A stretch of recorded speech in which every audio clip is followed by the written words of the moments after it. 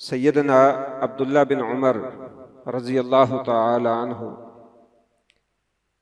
वो बयान करते हैं कि रसूल अकरम सल्लल्लाहु अलैहि वसल्लम की वफ़ात के बाद सहाबाए किराम एक दिन इकट्ठे थे। सैयदना अबू बकर सिद्दीक रज़ी अल्लाह तआला अन्हु, सैयदना उमर बिन खत्ताब रज़ी अल्लाह तआला अन्हु और दीगर जलीलुल कदर सहाबा वहाँ पे मौजूद थे। गुनाहों के तअय्युन के हवाले से कि कौन सा गुनाह जो है वो ज़्यादा कबीह और ज़्यादा बड़ा है, इस हवाले से डिस्कशन हो रही थी।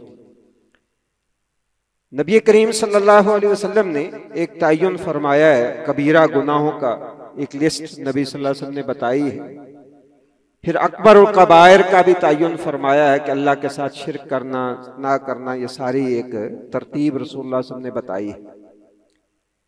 सियाक से लगता यूं है कि ये जो बहस सहाबाए किराम के दरमियान हो रही थी, शायद ये तय्युन करने की थी कि कौन सा गुनाह जो है उसका कौमी तौर पर ज्यादा नुकसान होता है। बाकी तो रसूलुल्लाह सल्लल्लाहु अलैहि वसल्लम ने अकबर और कबायर की एक तरतीब बताई थी। कहते हैं बहस जारी रही, लेकिन किसी नतीजे पे सहाबाए किराम ना पहुंच सके। हजरत अब्दुल्ला बिन उमर फरमाते हैं इसलिए कि लैसा इंदहुम फी ज़ालिका इल्मुन, उनके पास इस बारे में इल्म नहीं था। यानी इल्म से मुराद वो ले रहे थे कि कुरान की कोई नस या रसूल अकरम सल्लल्लाहु अलैहि वसल्लम का कोई एग्जैक्ट बिल्कुल दो टोक फरमान जो है इसके तय्युन के बारे में उनके पास नहीं था। इससे आप अंदाजा लगाएं कि सहाबाए किराम के नजदीक इल्म क्या था। कहते हैं कि एक सहाबी रसूल जो रसूलुल्लाह सल्लल्लाहु अलैहि वसल्लम की बहुत ज्यादा हदीसें याद रखने वाले थे, वो उस मजलिस में मौजूद नहीं थे और वो थे सैयदना अब्दुल्ला बिन अमर बिन आस रज़ी अल्लाह तआला अन्हु। नौजवान सहाबी थे। हजरत अब्दुल्ला बिन उमर कहते हैं फारसलूनी इला अब्दुल्ला इब्न अम्र इब्न आस, मुझे उन्होंने सैयदना अब्दुल्ला बिन अमर बिन आस के पास भेजा कि जाएं उनसे पूछ के आए, शायद उनके पास इस बारे में कोई इल्म और इस बारे में कोई बात मौजूद हो, उनकी क्या राय है। इसमें यह सबक है कि साहिब इल्म उम्र में छोटा भी हो काबिल एहतराम होता है, उसका एहतराम अपनी जगह पे मुसल्लम है। वरना सैयदना अबू बकर सिद्दीक खलीफा भी थे और बुजुर्ग भी थे, उन्हें बुला भी सकते थे, लेकिन उम्मत को यह सबक सिखाया सहाबा किराम ने कि जो साहिब इल्म है उसका मकाम व मर्तबा उसको मलहूज रखना जरूरी है। सैयदना अब्दुल्ला बिन उमर कहते हैं मैं गया तो मैंने जब जाके अब्दुल्ला बिन अमर से पूछा तो उन्होंने कहा कि शराब जो है ये सबसे बड़ा गुनाह है, अकबरुल कबायर। कहते हैं मैं वापस आ गया उनकी बात सुन के। मैंने आके उनको बताया कि अब्दुल्ला बिन अमर बिन आस कहते हैं कि शराब अकबरुल कबायर है। कहते हैं उनका इत्तेफाक ना हुआ इस बात पे, फिर बहस छिड़ गई तो सारे उठ के सैयदना अबू बकर, सैयदना उमर और दीगर जो लोग थे सारे वहां से उठे और हजरत अब्दुल्ला बिन अमर बिन आस के घर पहुंच गए। वहां जब पहुंचे तो हजरत अब्दुल्ला बिन अमर बिन आस से पूछा गया कि आपकी बुनियाद क्या है, किस बेस पे आप ये कह रहे हैं कि शराब जो है ये सबसे बड़ा गुनाह है।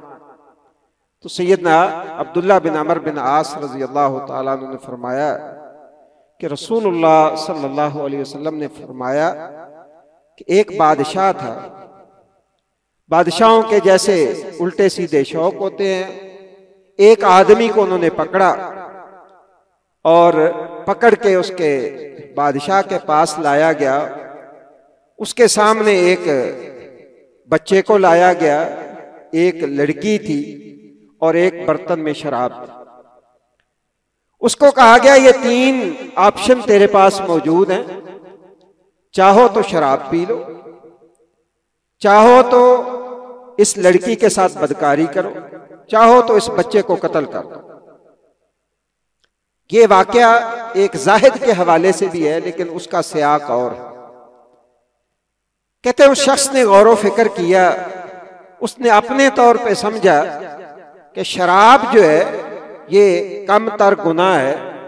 उसने शराब पी और शराब पीने के बाद उसने बदकारी भी की और वो कत्ल भी कर दिया। दोनों गुनाह जो है वो बाकी भी उसने कर लिए। तो कहते हैं रसूलुल्लाह सल्लल्लाहु अलैहि वसल्लम ने हमें ये बताया कि शराब जो है ये इतना बड़ा गुनाह है और शराबी इंसान जो है उसकी मुआशरे के अंदर इतनी कबाहत और इतना नुकसान है कि वो बाकी गुनाह जो लोगों को बड़े लग रहे होते हैं, शराब बज़ाहिर छोटा गुनाह लग रहा होता है, शराबी आदमी से किसी भी गुनाह की तवक्को की जा सकती है। वो कत्ल भी करेगा, वो जिना भी करेगा और दुनिया का हर गुनाह जो है वो उससे मुमकिन है। कहते हैं फिर उस मौके पे रसूलुल्लाह सल्लल्लाहु अलैहि वसल्लम ने हमें फरमाया कि शराब जिसके मसाने में मौजूद हो और उस बंदे को मौत आ जाए, लम यदखुलिल जन्ना, वो जन्नत में नहीं जाएगा। और आपने फरमाया जो शराब पी ले, शराब पीने के बाद 40 दिन तक अल्लाह रब्बुल इज्जत उसकी नमाज कबूल नहीं करता। इसलिए ये जो हमने अपना एक स्केच बनाया होता है गुनाहों का, जो हम मुआशरती रिवायात या मुआशरे का असर रसूख देख के हमने जो अपने तौर पे तय्युन कर लेते हैं, ये असल में तायीन नहीं है। आप देखते हैं हमारे मुआशरे में एक बंदा जो है एक चीज को फोकस करके कहता है ये सबसे बड़ा गुनाह है, नमाज छोड़ना यकीनन बहुत बड़ा गुनाह है। इसी तरह जो है वो माली करप्शन बहुत बड़ा गुनाह है। ये सारी चीजें अपनी जगह पे जो है वो एक मुसल्लमा हकीकत रखती हैं, लेकिन सहाबाए किराम की सीरत हमें यह बताती है कि गुनाहों के तायीन में भी अपनी मर्जी नहीं है, बल्कि रसूलुल्लाह सल्लल्लाहु अलैहि वसल्लम ने जिस चीज को सबसे ज्यादा खतरनाक करार दिया है उसको ही मुआशरे के अंदर सबसे ज्यादा खतरनाक करार देना चाहिए।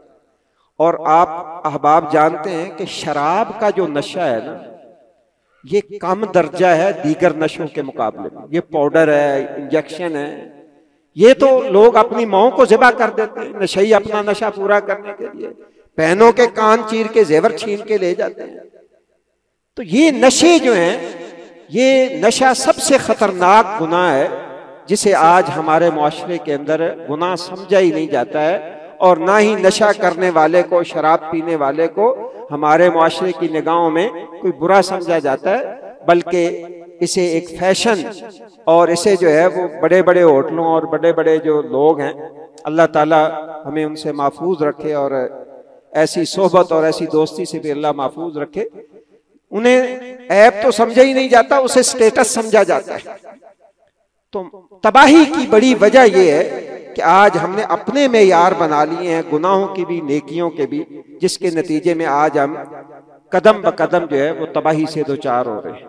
अल्लाह ताला मुझे भी और आपको भी रसूल अकरम सल्लल्लाहु अलैहि वसल्लम की तालीमात को समझने और उसके मुताबिक अपने अकायद व नज़रियात जो है वो बनाने की तौफीक अता फरमाए। सुब्हानक अल्लाहुम्मा व बिहम्दिका अशहदु अल्ला इलाहा इल्ला अंता अस्तगफिरुका व अतूबु इलैक।